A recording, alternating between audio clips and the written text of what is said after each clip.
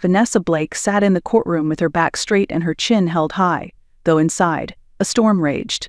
Her soon-to-be ex-husband, Eric Blake, was seated just a few feet away, whispering something to the woman beside him, Melissa, the pregnant mistress who had helped dismantle their marriage. The room buzzed with quiet tension. Lawyers shuffled papers. A bailiff called out names. Then came Vanessa's voice, calm, clear, and unwavering. "Your Honor," she said, standing up. "Before we proceed, I'd like to call one more witness." Eric turned sharply. His smile faltered. Melissa froze beside him. There was a flicker of confusion, then something deeper, fear. The courtroom door opened. The click of heels echoed across the tile floor. Every head turned to look. The witness stepped inside, and when Eric saw who it was, the color drained from his face. His mouth moved slightly, but no words came out. He never expected this. Not her. Not today. Vanessa didn't look at him. She didn't need to. Her eyes remained steady, focused on the judge. But inside she remembered everything had just weeks earlier. She had been a devoted wife, a full-time mother, and a woman who believed in the man sitting across from her. Now she was something else entirely. As the witness walked forward to take her seat, Vanessa's heart pounded not with fear, but with clarity. So this wasn't just about divorce. This was about truth, dignity, and finally being heard. And the moment had only just begun. Just 2 months before that courtroom moment, Vanessa Blake's life looked picture-perfect from the outside. At 35, she was a part-time translator working from home, raising 2 beautiful children, 8-year-old Sophie and 4-year-old Caleb. Her husband, Eric, had a well-paying job as a department head at a major tech firm. They lived in a quiet suburb just outside Denver, in a spacious house with a backyard full of toys and chalk drawings. From the outside, it was the kind of life most people envied. Vanessa's days were a cycle of school drop-offs, grocery runs, toddler tantrums, and late-night translation work after the kids had gone to sleep. It wasn't glamorous, but it was full of purpose. She cooked, cleaned, read bedtime stories, and managed the household like a silent engine, keeping everything running. And she did it all with love. Eric, though often busy and tired, had always been polite, smiling at the dinner table, helping with bills, occasionally surprising her with flowers. They didn't argue often, and when they did, he'd apologize and say she was the glue of the family. Vanessa believed him. Until the day everything changed. It was supposed to be an ordinary Tuesday. Vanessa was driving home from dropping off a set of papers at a notary's office when she passed by Eric's workplace. She slowed when she saw him standing outside the building, hands in pockets, looking relaxed. She almost rolled down her window to wave.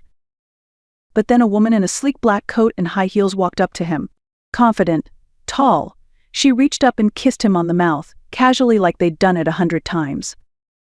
Vanessa's breath caught in her throat.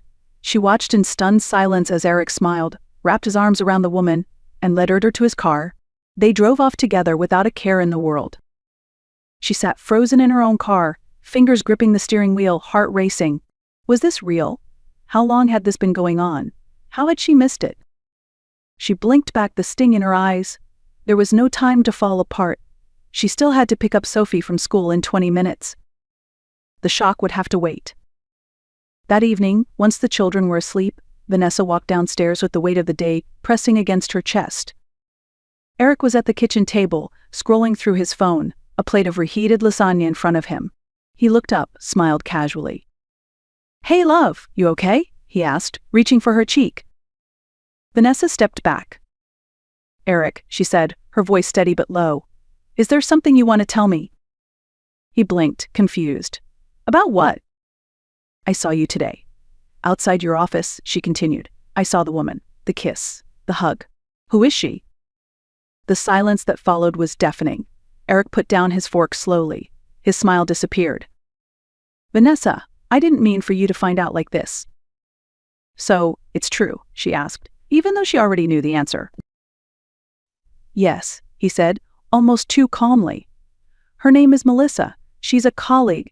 We've been seeing each other for a few months." Vanessa felt her stomach drop. "And you didn't think your wife, the mother of your children, deserved to know?" Eric ran a hand through his hair, frustrated. "I didn't want to hurt you, but I can't walk away from her either." "What does that mean?" she asked. "You want to keep both of us, live some double life while I cook dinner and raise our kids, and she gets your lunch breaks and hotel rooms." I don't want to divorce, he said, looking her in the eye. The kids need a stable home. No, Vanessa replied, voice shaking with fury. What they need is a father who doesn't lie, who doesn't bring another woman into their mother's life behind her back. Eric's expression changed. You don't understand everything, Vanessa. Melissa's pregnant. The room seemed to spin. You've got to be kidding me, she whispered. You cheated. And now she's pregnant. And you still expect me to play house like nothing happened. I'm sorry, Eric muttered, but I'm not leaving her either. I can't. Vanessa backed away from the table. Then you're making this easy. I'm filing for divorce. First thing tomorrow. Eric's voice hardened. You do that and you'll regret it. I'll take the kids, the house. You won't walk away with much. Think about what you're doing. Her eyes narrowed. Don't threaten me, she said. Try to take my children and you'll see exactly what I'm capable of. She turned and walked out, tears rising but her spine straight. A part of her had just snapped, and it wasn't coming back. Not ever again. The next morning came quietly. Eric left the house before sunrise. No goodbye, no note, not even the usual coffee mug in the sink. Vanessa moved through the morning on autopilot. She packed Sophie's lunchbox, helped Caleb into his shoes, answered emails for a translation job, all while trying to keep her composure. But the numbness didn't last long. That afternoon, everything shattered again. Eric came home unexpectedly and he wasn't alone. Melissa walked in right behind him, her coat slung over her arm, her pregnant belly just beginning to show beneath a fitted sweater. Vanessa stepped down from the stairs, stunned. What is she doing here? Eric didn't answer. He simply walked to the kitchen, opened the fridge, and poured himself a drink. Melissa helped herself to the pancakes Vanessa had made earlier that morning for the kids. This house smells amazing, Melissa said casually. You're a great cook. I might keep that recipe. Vanessa blinked in disbelief. You think this is a joke? You're in my house, where my children live. Melissa looked her dead in the eye. Soon it won't be yours. Eric and I are getting married. He's filing for full custody. You're not fit to raise them on your own. Vanessa turned to Eric, voice trembling. Tell me she's lying. Eric avoided her gaze. I told you, Vanessa, you shouldn't have filed for divorce. You forced this. You walked away, remember? No, she said, nearly choking. You cheated. You lied. And now you're trying to erase me. Melissa leaned against the kitchen counter with a smug smile. We'll make this home ours. A real family. That was the moment it clicked. Vanessa didn't scream. She didn't throw anything. Instead, she walked upstairs to the children's rooms. Kids, she said softly, kneeling down, we're going to take a little trip. Pack a few things. Just the essentials. Where are we going? Sophie asked, eyes wide. Someplace safe, Vanessa replied. She grabbed important documents, her laptop, and a change of clothes. With trembling hands, she loaded the kids into the car, quietly pulled out of the driveway, and didn't look back. She didn't know where they were going yet. But she knew one thing for sure. They weren't going to live like that. Vanessa drove through the city with her hands tight on the steering wheel, glancing at her kids in the rearview mirror. Sophie stared out the window, silent. Caleb clutched a stuffed dinosaur, confused but quiet. They had left everything behind. The house, the furniture, the backyard swing set, the life Vanessa thought was hers. She didn't have a plan, just a few $1,000s in savings, and the emergency fund Eric still transferred monthly for household expenses. She couldn't go to Eric's parents. They had already made it clear they stood by their son. Her own mother lived across the country and wasn't in good health. Friends. Vanessa had distanced herself from most social connections over the years, too busy raising kids and holding the household together. But she had to move, fast. She pulled into a gas station parking lot, handed the kids some snacks, and opened her phone. Apartment listings, short-term rentals, anything within 15 minutes of Sophie's school. That's when she saw it. A modest 2-bedroom apartment in an older brick complex near the park. Clean, affordable, available immediately. Vanessa called the number. Hi, I'm looking to rent your unit. It's for me and my 2 children. Yes, we can meet in 40 minutes. She arrived early, parking outside the small building with its overgrown hedges and faded shutters. The kids were fussy, tired, asking questions. Mom, why aren't we going home? Sophie finally asked. Vanessa crouched beside her. This is our new home for now, sweetheart. Just for a little while. Somewhere peaceful. The landlord showed up, a middle-aged man named Greg. He had kind eyes and didn't ask too many questions. He opened the door to a freshly cleaned apartment with simple furniture, neutral walls, and a warm, lived-in feel. Vanessa looked around the small kitchen, the narrow hallway, the 2 bedrooms that would have to do. "We'll take it," she said. That night, Vanessa tucked the kids into their new beds. She lay awake in hers, staring at the ceiling. The fear was still there, but so was something else.